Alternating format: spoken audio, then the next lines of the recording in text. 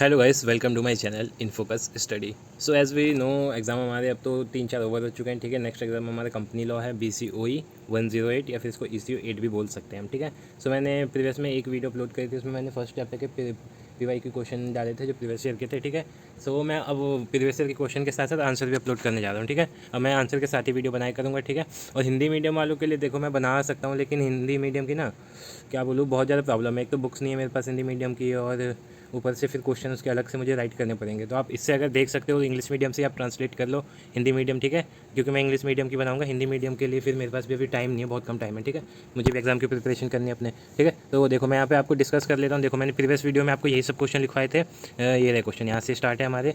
देखो, define a private limited company, explain various privileges enjoyed by a private company. ठीक है, what is mean by incorporation of company. तो ये जो भी क्वेश्चन है इन सब के आंसर इस वीडियो में मैं देने वाला हूँ। ठीक है, सो अगर प्रीवियस वीडियो आपने नहीं देखी तो वो देख सकते हैं। ठीक है, नहीं भी देखी तो इस वीडियो से भी काम चल जाएगा, बिकॉज इसमें क्वेश्चन के साथ आंसर में बताऊंगा। ठीक है, तो define a company, describe the main feature of a company. So company के बारे में हमने 12th में भी पढ़ा था। अ कंपनी में भी defined as incorporation association which is an artificial person having a separate legal entity with a perpetual succession, a common seal, a common capital, compromise of transferable share and limited liability. ठीक है, देखो company कोई एक बंदा तो होता नहीं है। ठीक है, क्या होती है, एक आर्टिफिशियल पर्सन होता है। कोई वैसे पर्सन नहीं बोल सकते हम, आर्टिफिशियल पर्सन होता है जिसकी क्या होती है, सेपरेट लीगल एंटिटी होती है।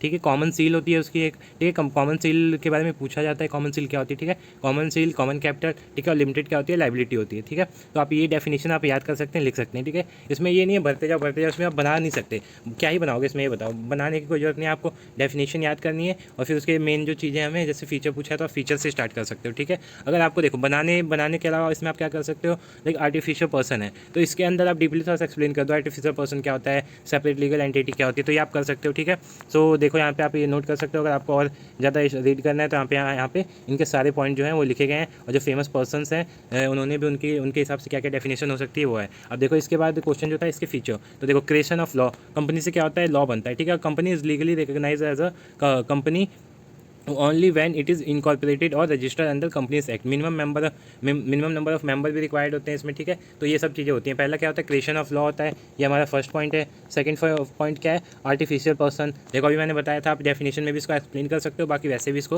एक्सप्लेन कर सकते हो। सेपरेट लीगल एंटिटी, अब जो ये artificial person, separate legal entity है ना, ये कमेंट में भी आते हैं 5 नंबर के, सोचिए। तो आप इन क्वेश्चन से आप 5 नंबर वाले क्वेश्चन भी आप कर सकते हैं। या मैंने लिखा है 2015 में क्वेश्चन आया था, सेपरेट लीगल एंटिटी के ऊपर कमेंट करना। तो यहाँ से देख सकते हैं इसके बारे में, लिमिटेड लाइबिलिटी होती है। ठीक है, ये सब आप देख सकते हैं। सेपरेट प्रॉपर्टी, परपेचुअल सक्सेशन होता है। ठीक है, ट्रांसफरेबिलिटी ऑफ शेयर्स होती है। ठीक है, जो शेयर्स होती है क्या होते हैं, हम ट्रांसफ़र कर सकते हैं। ठीक है, ठीक है, तो ये हमारे इसके पॉइंट्स हो गए। अब अगला क्वेश्चन क्या आता है, discuss the concept of corporate veil. ठीक है, कॉर्पोरेट वेल वाले क्वेश्चन बहुत ज़्यादा रिपीट हुए थे। ठीक है, तो अब इसलिए मैंने इसमें डाल दिया question, under what circumstances can this well be lifted, मतलब कौन से ऐसी स्थितियाँ होती हैं जब कॉर्पोरेशन वेल हम लिफ्ट कर सकते हैं। ठीक है, तो देखो corporation well refers to a legal concept that separates the personality of a corporation from personalities of a stock holder. ठीक है, जो इसकी स्टॉक होल्डर होते हैं और जो कंपनी के जो कॉर्पोरेशन के जो पर्सनैलिटी होती है, इनको क्या करता है, सेपरेट करता है। ठीक है, तो आप यहाँ से इसकी डेफिनेशन देख सकते हैं। और ठीक है, अब ये कौन कौन से मतलब कौन कौन सी कंडीशन होती है जब ये क्या कर सकते हैं, कॉर्पोरेट वेल को लिफ्ट कर सकते हैं। तो देखो पहला तो अंडर स्टैट्यूटरी प्रोविजन, इसके 2-3 वो है, मतलब 2-3 कंडीशन है। तो देखो स्टैट्यूटरी प्रोविजन के अंदर कौन कौन सी चीज़ें आती हैं, mis statement in prospectus, failure to return application money, non disclosure. ठीक है, मिस डिस्क्रिप्शन ऑफ नेम। ठीक है, तो ये आती हैं चीज़ें। For investigation of ownership of a company liability for ultra wire act. ठीक है, ये सब चीज़ें हैं। अब देखो अब सेकंड, ये हमने देखो फर्स्ट चीज़ क्या हमने देखी थी यहाँ पे, फर्स्ट कंडीशन क्या थी, ये थी अंडर स्टैट्यूटरी प्रोविजन। अब सेकंड इसमें कंडीशन क्या है, अंडर जुडिशियल इंटरप्रिटेशन। ठीक है, तो इसके अंदर क्या होता है, प्रोटेक्शन ऑफ रेवेन्यू। ठीक है, प्रिवेंशन ऑफ फ्रॉड और इम्प्रॉपर कंडक्ट। ठीक है, तो ये सारे इसके पॉइंट आप देख सकते हैं, मैं ज़्यादा एक्सप्लेन नहीं करूँगा। ठीक है, टाइम देखो ज़्यादा हो जाएगा। ठीक है, अब देखो अगला क्वेश्चन पे हम आते हैं सीधा, what is association non for profit. ये इंपॉर्टेंट नहीं, आप स्किप कर देना इसको। ठीक है, अगला क्वेश्चन है, what do you mean by legal association. ये इंपॉर्टेंट क्वेश्चन है, आप इसे कर लेना। ठीक है, what are the exception and consequences of it, इसके एक्सेप्शन और कॉन्सिक्वेंसेस भी पूछते हैं, तो आप ये करके जाना। ठीक है, ये भी आप यहाँ पे इसके देखो कॉन्सिक्वेंसेस क्या क्या होते हैं। देखो यहाँ पे आपको ये दिख सकता है कि पहला पॉइंट क्या है, every member shall be personally liable for all liability incurred in such business. ठीक है, जो सारे मेंबर होते हैं सब क्या होते हैं, लाइबल होते हैं। ठीक है, लाइबिलिटीज़ के लिए। ठीक है, जैसे every person who is member of such association shall be punishable for fine, जो भी अगर फाइन होगा तो सारे मेंबर के ऊपर फाइन लगेगा विथ, ठीक है, विच में एक्सटेंड टू 1000 रुपी। ठीक है, जो 1000 रुपीज़ से हो सकता है। Legal association can't be wound up under Companies act. ठीक है, तो ये सब पॉइंट है, कौन कौन से पॉइंट है, कौन से कॉन्सिक्वेंसेस होते हैं, आप ये रीड कर सकते हैं। Define private company also discuss some article belongs to it. तो यहाँ से सिंपल प्राइवेट कंपनी की डेफिनेशन आप देख सकते हैं, बाकी कुछ करने की जरूरत नहीं है, सब चीज़ें नहीं पूछता है। अब देखो ये पूछता है what are the various privileges which a private company enjoy. Private company को कौन कौन से प्रिविलेज होते हैं जो इन्जॉय करती है। तो देखो पहले क्या है, मिनिमम नंबर ऑफ मेंबर होते हैं, मिनिमम नंबर ऑफ डायरेक्टर होते हैं, quorum फॉर जनरल मीटिंग। ठीक है, मैनेजरियल रेम्यूनरेशन होता है। ठीक है, तो रोटेशनल क्या है, रोटेशनल रिटायरमेंट ऑफ डायरेक्टर्स, जो डायरेक्टर्स होते हैं उनका क्या होता है, रिटायरमेंट होता रहता है। ठीक है, फिलिंग कैजुअल वैकेंसी, जो कैजुअल वैकेंसी होती है वो भी फिल होती रहती है। ठीक है, disqualification for appointment as director. ठीक है, तो ये पॉइंट है, आप 7 पॉइंट कर सकते हैं। ये बहुत इंपॉर्टेंट क्वेश्चन है, बहुत बार रिपीट हुआ है, इस टाइम बता रहा हूँ आपको। ठीक है, अगला क्वेश्चन पे आते हैं हम। देखो what do understand by term promoter. ये तो मतलब इग्नू का फेवरेट क्वेश्चन है बीसीओई के लिए। ठीक है, ये हर साल ही लगभग रिपीट होता है, बस कुछ चीज़ें चेंज कर देते हैं, जैसे इंपॉर्टेंस पूछता है, वर्क पूछता है। ठीक है, तो देखो इसकी डेफिनेशन आप याद कर सकते हो, person who acts in a professional capacity is not a promoter, a company is born only when it's duly incorporated for. देखो यहाँ पे डेफिनेशन इसकी ढंग से लिखी नहीं है, मैं आपको इसकी डेफिनेशन दिखा देता हूँ कहाँ पे है। इसमें आप इंपॉर्टेंस कर सकते हो। ठीक है, देख सकते हो डेफिनेशन, आपको एक वीडियो अलग क्वेश्चन में आपको दिखा दूंगा। ठीक है, देखो what are the various function of a promoter of company, वहाँ इंपॉर्टेंस था, यहाँ पे फंक्शन है। ठीक है, तो फंक्शन क्या क्या है, to originate the scheme for formation of a company, to secure corporation of required number of person willing to associate themselves with a project, to seek and obtain consent of a person willing to act as a first director of a company. तो इसके क्या है ये क्या था, ये main function थे। ठीक है, फंक्शन क्या होते हैं प्रमोटर के, फंक्शन ज़्यादा इंपॉर्टेंट नहीं, इंपॉर्टेंट क्या है आपको बताऊंगा अभी मैं। ये फंक्शन आप देख सकते हो, आ सकता है पेपर में। ठीक है, लीगल पोजीशन ऑफ प्रमोटर, जो प्रमोटर होता है उसकी लीगल पोजीशन क्या होती है, ये आप पढ़ के जा सकते हो, उतना इंपॉर्टेंट नहीं है। ठीक है, हाँ ये क्वेश्चन बहुत इंपॉर्टेंट है। What are the duties of a promoter. ठीक है, ड्यूटीज़ क्या होती हैं प्रमोटर की, तो पहला क्या होता है, to not to make any secret profit. अब मान लो कोई प्रमोटर है, वो चोरी छुप के प्रॉफिट कमा रहा है, तो वो इसकी एक ड्यूटी नहीं होती। ठीक है, उसको कोई सीक्रेट प्रॉफिट नहीं कमाना होता, उसको सारी चीज़ें डिस्क्लोज करनी होती हैं कंपनी के सामने। देखो इसकी डेफिनेशन में आपको सिंपली बता देता हूँ, कैसे याद कर सकते हो आप।